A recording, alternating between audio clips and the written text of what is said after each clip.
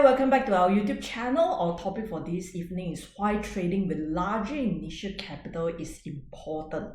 Now, in this particular topic, we're going to discuss about what is initial capital, what is the definition of initial capital, what is the definition of larger, because everyone will define differently what is large.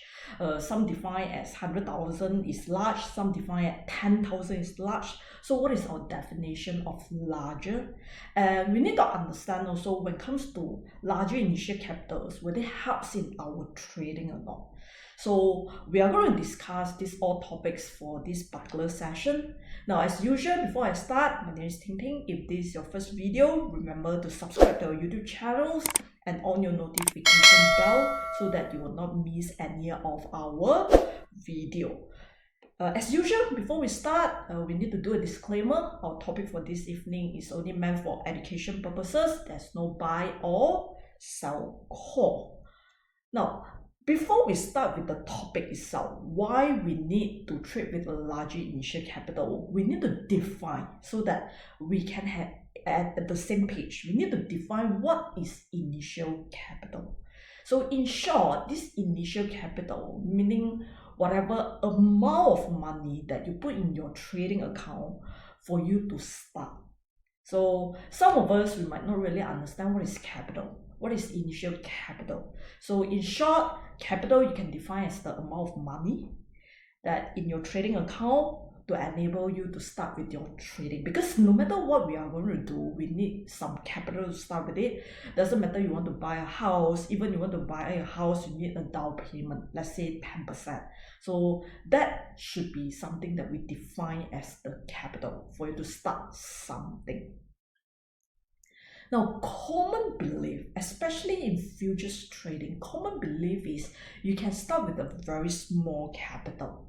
Now, whether we can start with a very small capital, let me show it to you some of the areas that we need to look at it, or we might be overlooking, which doesn't justify why we can start with a smaller capital.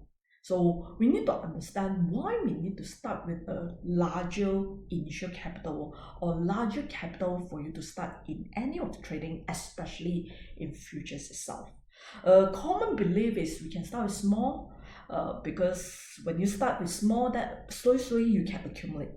I did not disagree with these statements, but there are a lot of things that we can't do if we are having a small capital. Let me highlight a few areas that you need to take note. First is what we call as loss absorption. What is this loss absorption means? Loss absorption meaning that, for example, I assume that today you have a very good trading system. For those who did not have any trading system, then I'm not going to discuss about it because the chances for you to survive even smaller. But let's say today I assume that you have a very good trading system. Now, even any trading system or any indicators that you're using, no matter how good it is, we are not going to have all our trades, they are winning trades. That's impossible. You're going to suffer some of the losing trade. Sometimes you might even suffer consecutive losing trades. So when you suffer consecutive losing trades, it depleted your values in your account, your trading account, meaning your capital will be reducing. So if you don't have a larger initial capital, sometimes it depletes until a level that you cannot continue your trades. Then you are going to stop. I see many cases, especially for beginners, they stop because of insufficient initial capital. That's the reason why this is the first areas that you need to understand why we need a larger initial capital. At least you can start with a higher winning rate in a way. Now, second part is diversification. If today you have a smaller initial capital, there's no way for you to diversify. And still remember previously we mentioned that diversification is one of the parts that is being proven. We can reduce our risk. Once you diversify, the more you diversify, the more you can reduce your risk. So if we have a smaller initial capital, we are not able to diversify. When you are not able, it's like if you have 10,000 in your trading account, if you're going to divert into 10 different assets, then every asset you can only put 1,000. Then it might defeat the purpose. But if today you have 100,000, you're going to diversify into 10 different assets. Every asset, you are going to have 10,000 each for 10 different assets. So this is one of the areas that we need to understand why we need to start with a larger initial capital. Now the last part is the flexibility. There are a lot of areas that we need to look at, but I'm going to summarize into three most important ones. So just now, the first is the loss absorption, second one is for diversification purposes, and the third one is for flexibility. Flexibility in the sense that some of you, if you start with a smaller capital, like for example, later I'm going to show it to you, you start with a smaller capital, you might not be able to select the trading styles that you want to go with. For example, if you start with smaller capital, you might not able to go with those like different trading style like long term, let's say position, or going with the swing trading, because position trading require larger initial capital. But because of that, you're being forced to go with intraday trading only. Even you know that intraday trading might not be suitable for you, you're being forced to because of your small initial capital. That's the reason why I always encourage people to start with a larger initial capital. It will help in your trading. Many areas like just now I mentioned before. But another parts that you need to look at it, when you are having a risk of insufficient capital, what will happen? I give you one example for you to understand, easier for you to understand. First thing, you compare the right hand side and the left hand side. Let's say, assuming you are going to have a loss of 1,000, but your initial capital is only 10,000. If you suffer a loss of 1,000, meaning this is already 10% of losses. But compared to your right hand side, which if your initial capital is 100,000, today you lost 1,000, that is only taking 1% of your total portfolio or your total capital itself. You have more rooms to move, and it will give you a better advantage to start with. Later I'm going to cover about trading psychology part about this insufficient capital. So can you see the difference or not? This is 10%, this is 1%. So assuming you have a continuous or consecutive losses of 10 trades, every time is 10%, then you have nothing for your initial capital itself. For this one, 10 times, that's only 10%. You're still left with 90%. And why this percentage is so important, let me show you the next important table, which what we call it as a loss recovery table. Now, what is so important about this loss recovery table is, let me explain to you. If today you lost 5%, subsequently you need 5.3% to break even the initial capital that you have put in. Can you see that? Why? Because the initial capital reduced already. So you need more percentage of return to recoup the previous losses. It is no longer 5%. Even today you lost 5%, your next trade, you cannot have 5% to recoup the previous losses because your foundation, which is your initial capital, already reduced tremendously. Now, if you lost 10%, you need 11.1%.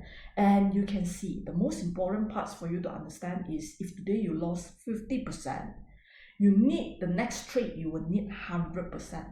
So simple to say is, if today you have $100, you lost $50, for you to have $100 back, this $50 will need to generate 100%, then only you can go back to your initial stage only, which is you have initial capital of $100.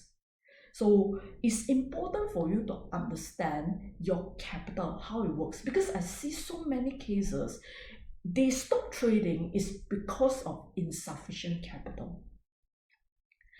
Now, before I move into this part, how much do you need to start and what we define as larger capital?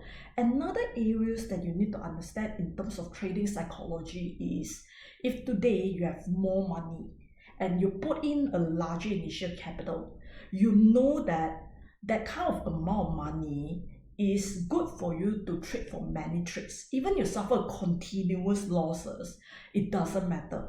It will give you the confidence level to continue with what you have planned to do. For example, follow your trading system, follow your trading plan, you can go accordingly. But today, if you put in a smaller capital, and normally when we put in a smaller capital, it's because we do not have capital. We do not have sufficient capital to put in more capital. But when you put in a smaller capital, first thing that you know that you cannot lose this capital because you have nothing to continue.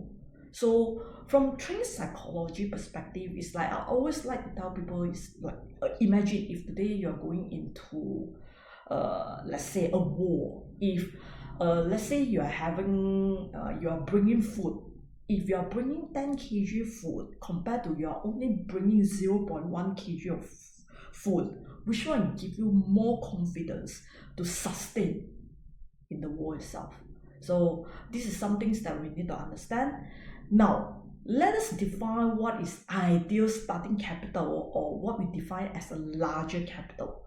So in short, the money that you need to start with as your capital, or what we call it as your deposit, is our target is for you to understand is start with the initial margin required by Bursa Malaysia times 2. Later I'll let you know what is times 2. This is the simplest way. You don't need to calculate so many things, you don't need to backtest, because if we want to make it very complicated, when we backtest, we need to calculate the maximum drawdown, etc., which this makes your whole trading more complicated. So for you to kickstart, easier for you to understand is you just directly take the initial margin required by Bursa Malaysia, you times 2. So for example, FKLI currently the margin required by Bursa Malaysia is 4,000. So if you're going to start with one contract, your initial capital, then you put in 8,000. Now, if you're going to start with FCPO, right now the initial margin by Bursa Malaysia is 7,000. So you need to times with 2, then you just start with 14,000. Now, if you ask me personally, 14,000 is it sufficient or not?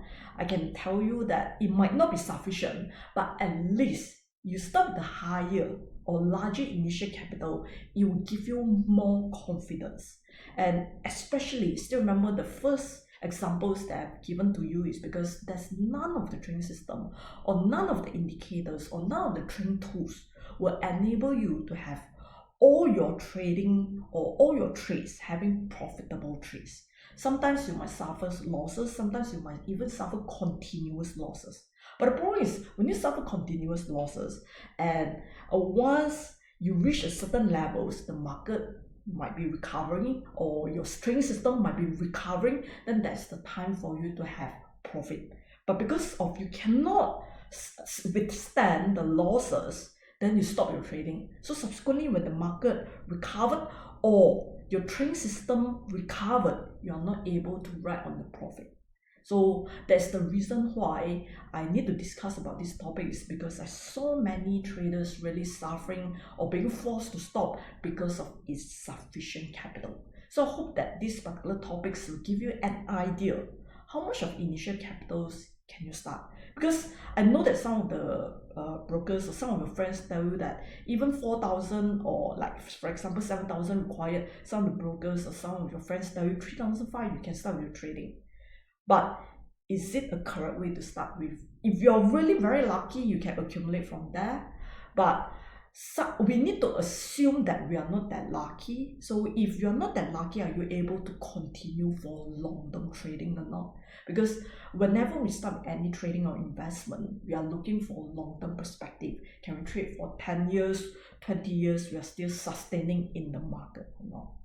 So I hope these particular topics will help you to define how much of initial capitals that you need. And I hope that you need to understand that when we try to start with a larger capital, then it will help you in your progress for your whole journey, your whole trading journey. So this comes to the end of our session for this evening. My name is Ting Ting. Please remember to subscribe to our YouTube channels and on your notification bell. And please remember to give us a thumbs up. If you have any question, you can ask in the comment box and we are going to answer you. Thanks for your watching or viewing. I'm going to see you in the near future. My name is Ting Ting. Bye bye.